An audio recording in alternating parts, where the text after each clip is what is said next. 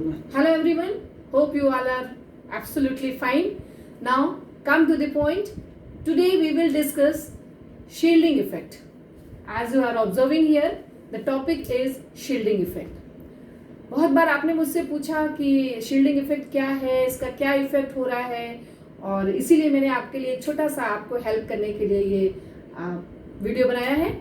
चलिए अभी देखते हैं शील्डिंग इफेक्ट है क्या. उसको समझने के लिए आपको अपने पीरियोडिक टेबल का एक ग्रुप लेना पड़ेगा और यहाँ पर पी ब्लॉक का ही ग्रुप लेना पड़ेगा. तो पहला पॉइंट आपके लिए ये क्लियर हो गया कि शील्डिंग इफेक्ट पी ब्लॉक में इफेक्टिवली आप ऑब्जर्व कर पाएंगे. अब क्वेश्चन ये होता है कि पी ब्लॉक में जैसे आपने पढ़ा है 6 ग्रुप्स है, 13 से लेके 18 तक है, उसमें हमने यहाँ पर 14th ग्रुप को सेलेक्ट किया है. 14th ग्रुप को क्यों सिलेक्ट किया है? क्योंकि आप कार्बन फैमिली से बहुत ज्यादा फेमिलियर हैं. तो आप देख सकते हैं यहाँ पर मैंने 14 ग्रुप के मेंबर लिखे हैं: कार्बन, सिलिकॉन, जर्मेनियम, टिन और लेड. इसका इलेक्ट्रॉनिक कॉन्फ़िगरेशन देखिए. कार्बन का मैंने 2s2 लिखा है, सिलिकॉन का 3s2 और मैंने लास्ट मेंबर का लिखा है 6s2 शील्डिंग इफेक्ट हमेशा जो आप ऑब्जर्व करेंगे उसके लिए हम दो मेंबर को कंपैरेटिव एनालिसिस में लेंगे. कौन कौन से दो मेंबर लेंगे हम? एक सिलिकॉन लेते हैं और एक पीबी लेते हैं. इसको मैंने थोड़ा प्रोसीड करके आगे लिखा है, आप समझिए. यहाँ पर सिलिकॉन का जो इलेक्ट्रॉनिक कॉन्फ़िगरेशन है वो नियॉन 3s2 लिखा है मैंने. अब आपके दिमाग में आया नियॉन क्यों लिखा है? क्योंकि आपको मालूम है नोबल गैस का इलेक्ट्रॉनिक कॉन्फ़िगरेशन ये अटेन करने की कोशिश करते हैं, इसलिए मैंने नियॉन 3s2 उसी पीरियड का लिखा है. नीचे देखिए पीबी के लिए मैंने लिखा है जीनॉन 4f14 5d10 6s2 ये मैंने थोड़ा चेंज करके लिखा है. अब पहले यहाँ पर आपका डाउट क्लियर कर दे. पहले लिखा था हमने 6s2 ये तो मैंने इस हिसाब से लिखा था कि 14 ग्रुप में ns2np2 इलेक्ट्रॉनिक कॉन्फ़िगरेशन होता है, अकॉर्डिंगली हम लिख दिया यहाँ पर. अब यहाँ देखिए, यहाँ पर मैंने 4f और 5d को इसलिए लिखा है क्योंकि ये नोबल गैस का इलेक्ट्रॉनिक कॉन्फ़िगरेशन के बेसिस पे, क्योंकि 4f शेल बी, फोर्थ पीरियड वाला शेल बी, फोर्थ शेल बी यहाँ कंप्लीट हो गया, 5 यहाँ पे डी कंप्लीट हो गया. अब इसके बाद 6s2 और क्यों लिखा है अगले लाइन में देखिए, आपको और अच्छे से समझ में आएगा. अफबाउ का प्रिंसिपल पढ़ा है आपने इलेक्ट्रॉनिक कॉन्फ़िगरेशन का. क्या पढ़ा है कि इलेक्ट्रॉन फिलिंग ऑर्डर जो है वो इंक्रीजिंग एनर्जी लेवल के हिसाब से होगा. जब आप इस तरह से, आपको थोड़ा ध्यान आ रहा होगा, 1s 2s 2p इस तरह का हम बनाते थे, हमने ये अफबाउ का प्रिंसिपल में पढ़ा था. उसको एक बार दिमाग में रख के सोचिए. जब आप इलेक्ट्रॉनिक कॉन्फ़िगरेशन लिखेंगे तो 6s के बाद आपको इंक्रीजिंग एनर्जी लेवल में 4f मिलेगा, आपने उसको फुलफिल कर दिया. फिर 5d मिलेगा, आपने उसको फुलफिल कर दिया. और फिर आपको मिल रहा है 4p. लेकिन क्योंकि जब हम वैलेंस शेल लिखते हैं, ये भी फुलफिल्ड है, ये भी फुलफिल्ड है, तो हम यहाँ से इसको और लास्ट में यहाँ पर देखिएगा 6p2 इनको ले लेते हैं. तो जब हमने 6s और 6p के ऑर्बिटल ले लिए तो कॉन्फ़िगरेशन हमको ये मिल गया. अब समझिए, यहाँ पर एक शील्डिंग इफेक्ट का मतलब यहाँ पर ये समझना है, एक स्पेसिफिक इफेक्ट लगेगा जो न्यूक्लियस के प्रोटॉन और वैलेंस शेल के इलेक्ट्रॉन के बीच में लगेगा. कैसे? यहाँ देखिए मैंने एक एटम का छोटा सा पिक्चर बनाया है. आप देख पा रहे हैं कि ये न्यूक्लियस है, न्यूक्लियस में प्रोटॉन है, प्रोटॉन के चारों तरफ यहाँ पर ऑर्बिटल्स हैं जिसमें हमने सिर्फ 2 ही ऑर्बिट बनाए हैं. 2 ऑर्बिट का मतलब बनाने का पर्पस हमारा यहाँ पर था कि ये जो एटम है ये बहुत सारे इलेक्ट्रॉन वाला एटम है, ठीक है. और मैंने रैंडमली एक एरिया को फोकस किया है. आप देखिए, ये एक इलेक्ट्रॉन है एक शेल का, और ये एक आउटर मोस्ट शेल का इलेक्ट्रॉन है. ये भी निगेटिव है, ये भी निगेटिव है. सिंपल प्रिंसिपल साइंस का लगाइए कि दोनों निगेटिव चार्ज में रिपल्शन होगा. और मैंने यहाँ स्पेसिफाई किया है, आप ऑब्जर्व कर सकते हैं कि किस तरह से कि ये जो इलेक्ट्रॉन है ये एक दूसरे को यहाँ पर रिपेल कर रहे हैं, ठीक है. यहाँ पर रिपल्शन फोर्स लग रहा है. वही इलेक्ट्रॉन प्रोटॉन से अट्रैक्ट भी हो रहा है, ठीक है. अब आप सोचिए कि ये प्रोटॉन का जो अट्रैक्शन फोर्स है वो क्लोजेस्ट ऑर्बिट में ज्यादा होगा. इफेक्टिव न्यूक्लियर चार्ज जो है वो उस ऑर्बिट में ज्यादा होगा जो न्यूक्लियस के सबसे पास में है. जो न्यूक्लियस से जितना दूर होता जाएगा, रेडियस जितनी बढ़ती जाएगी, उसमें इफेक्टिव न्यूक्लियर अट्रैक्शन फोर्स उतना कम होता जाएगा। अब यहाँ पर समझिए कि न्यूक्लियस और इलेक्ट्रॉन, जो मैंने आउटर मोस्ट शेल का इलेक्ट्रॉन मेंशन किया है, हम इस इलेक्ट्रॉन की बात कर रहे हैं, इस इलेक्ट्रॉन और प्रोटॉन के बीच में ये जो ऑर्बिट दिख रहा है, शील्ड जैसा काम कर रहा है। इसका मतलब कि ये न्यूक्लियस इस इलेक्ट्रॉन को उतने इफेक्टिव चार्ज से नहीं खींच पाएगा जितना वो इस ऑर्बिट के इलेक्ट्रॉन को खींच सकता है।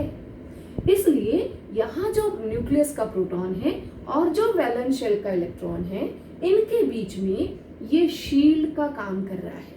ठीक है, समझ में आ गया आपको? अब एक और बात आपको ये समझना है कि जब ये शील्ड का काम करेगा, तब वैलेंस शेल के इलेक्ट्रॉन इजीली, जब शील्डिंग इफेक्ट कम हो जाएगा तो वैलेंस शेल के इलेक्ट्रॉन इजीली अपना रिस्पॉन्स दे सकते हैं।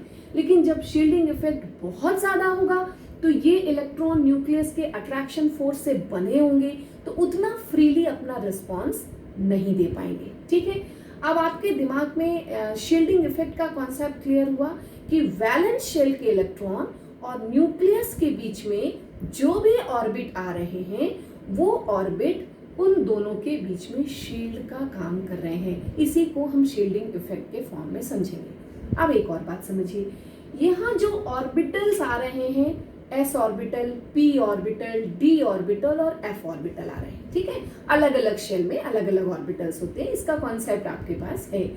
तो ये समझना है आपको कि अगर हम शील्डिंग इफेक्ट को हर ऑर्बिटल में कंपैरेटिव स्टडी करें तो s ऑर्बिटल का शील्डिंग इफेक्ट सबसे ज्यादा होगा, फिर p का होगा, फिर d का होगा और फिर f का होगा। अब क्यों? क्योंकि साइंस यही तो है कि आप जो भी स्टेटमेंट लिखते हैं, पढ़ते हैं, सुनते हैं, उस पर तुरंत क्रॉस क्वेश्चन कीजिए और रीजनिंग सॉल्व करते हुए आगे बढ़िए। यहाँ देखिए, s ऑर्बिटल का शील्डिंग इफेक्ट क्यों ज्यादा होगा? उसका साइज, उसके शेप के अकॉर्डिंग।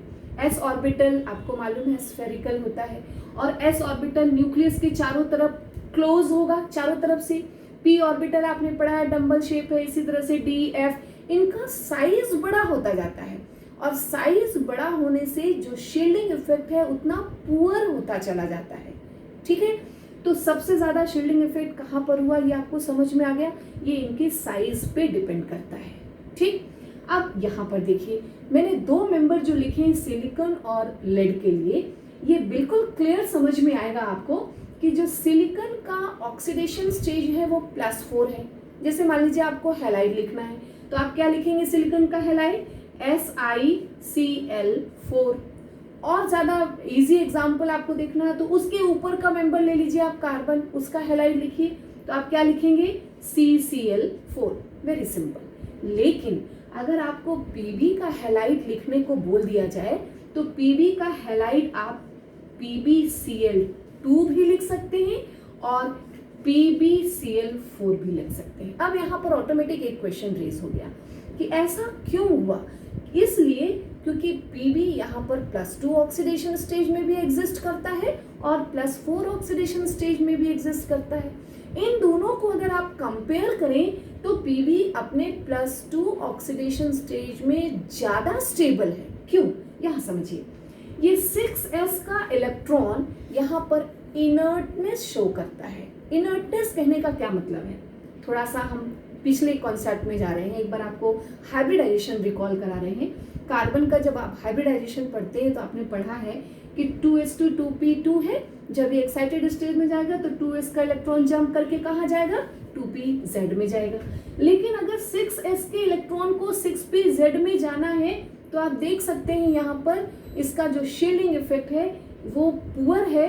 और 6s का इलेक्ट्रॉन क्यों पुअर है? क्योंकि F और D है। अभी हमने आपको बताया कि F और D का शील्डिंग इफेक्ट पुअर होगा, इसलिए जो न्यूक्लियस का अट्रैक्शन फोर्स है वो 6s इलेक्ट्रॉन पे, या हम ये कहें कि वैलेंस इलेक्ट्रॉन पे ज्यादा लगेगा।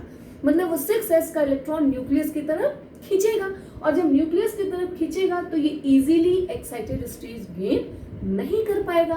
फाइनली क्या होगा? ये जो 6s का इलेक्ट्रॉन है ये पेयर्ड कंडीशन में ही रह जाएगा और जब ये पेयर्ड कंडीशन में रह गया, बॉन्डिंग में पार्ट नहीं लिया, तो Pb की जो ऑक्सीडेशन स्टेज है वो इजीली +4 नहीं हो पाएगी। जैसा आप कार्बन में देखते हैं, सिलिकॉन में देखते हैं, वो +2 ही रह जाएगी। Pb के केस में सिर्फ ये दोनों इलेक्ट्रॉन बॉन्डिंग में पार्ट ले रहे हैं, इसीलिए PbCl2 इजीली बन रहा है, स्टेबल बन रहा है, और PbCl4 उतना इजीली नहीं बनेगा, और अगर बन भी जाएगा तो स्टेबल नहीं रहेगा। एक और बात समझिए, यहाँ पर अगर आपने PbCl4 बना लिया तब क्या होगा, समझिएगा। यहाँ पर PbCl4 अगर आपने बना लिया एफर्ट लगा के, तब क्या होगा, यहाँ पर ये डिसोसिएट हो जाएगा। किस फॉर्म में, PbCl2 के फॉर्म में, और प्लस इस क्लोरीन गैस इवॉल्व कर देगा। तो क्या समझा आपने यहाँ पे कि +4 ऑक्सीडेशन स्टेज उसकी जो नॉर्मल नहीं है, स्टेबल नहीं है, इसलिए वो अपनी नॉर्मल ऑक्सीडेशन स्टेज +2 में कन्वर्ट हो जाएगा। और ये ऐसा क्यों हुआ, क्योंकि यहाँ पर शील्डिंग इफेक्ट लग रहा है। अब इसी चीज को हम एक और पॉइंट से कोरिलेट करते हैं। आपने पी ब्लॉक एलिमेंट में कई बार सुना होगा, कई रीजनिंग क्वेश्चन का कॉन्सेप्ट आता है, इसका आंसर मिलता है इनर्ट पेयर इफेक्ट। यहाँ पर 6s के जो इलेक्ट्रॉन है वो इनर्टनेस शो कर रहे हैं, किसके रिस्पेक्ट में, बॉन्डिंग के रिस्पेक्ट में। तो ये जो इनका इनर्टनेस है, क्यों इनर्टनेस है, क्योंकि शील्डिंग इफेक्ट इस पे लग रहा है, ठीक है। तो इसी की वजह से जो पी ब्लॉक में लगभग सारे ग्रुप्स में जो नीचे के मेंबर है, नीचे के मेंबर कहने का मतलब जो ग्रुप में down to top to bottom आप आइए, तो जो नीचे का जो बिगर एलिमेंट है यहाँ पर, जैसे यहाँ पर Pb लिया है हमने, ये अपनी लोअर ऑक्सीडेशन स्टेज में ज्यादा स्टेबल होगा, ठीक है। यही वजह है कि PbCl4 अनस्टेबल हो गया। एक दूसरी चीज आपको बता दें यहाँ पर कि जैसे हमने लिखा PbO2, कई बार आप देखेंगे रीजनिंग क्वेश्चन में आपको मिलता है PbO2 is strong oxidising agent. क्यों, इसलिए क्योंकि PbO2 में Pb अपने +4 ऑक्सीडेशन स्टेज में है, ये +2 में जाना चाहेगा, तो क्या करेगा, ये एक ऑक्सीजन रिलीज कर देगा, और ऑक्सीजन देने वाला ऑक्सीडाइजर होता है, और +2 में ये स्टेबल हो जाएगा, इसलिए ये स्ट्रॉन्ग ऑक्सीडाइजिंग एजेंट है। तो आप यहाँ पर ये समझिए कि शील्डिंग इफेक्ट तो आपने समझा ही, साथ में आपको इनर्ट पेयर इफेक्ट भी समझ में आना चाहिए कि ग्रुप का जो लास्ट मेंबर है, जो बड़ा मेंबर है, वो अपने लोअर ऑक्सीडेशन स्टेज में ज्यादा स्टेबल होगा। होप आपको ये बात मैं समझा पाई हूँ, और आपकी लेकिन ड्यूटी है कि आप इस पे बेस्ड रीजनिंग क्वेश्चन सॉल्व करेंगे, इसको अप्लाई करेंगे।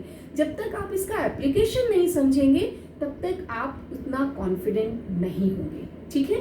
तो यहाँ पर मेरा ये आपसे रिक्वेस्ट है कि इसको पूरा पढ़ने के बाद, पूरा कॉन्सेप्ट क्लियर करने के बाद, अगर आपका कोई भी डाउट है तो आप कमेंट बॉक्स में लिख सकते हैं। अगर आपके दिमाग में कोई क्वेश्चन आ रहा है, कोई क्वेरी आ रही है, तो आप कमेंट बॉक्स में लिखिए।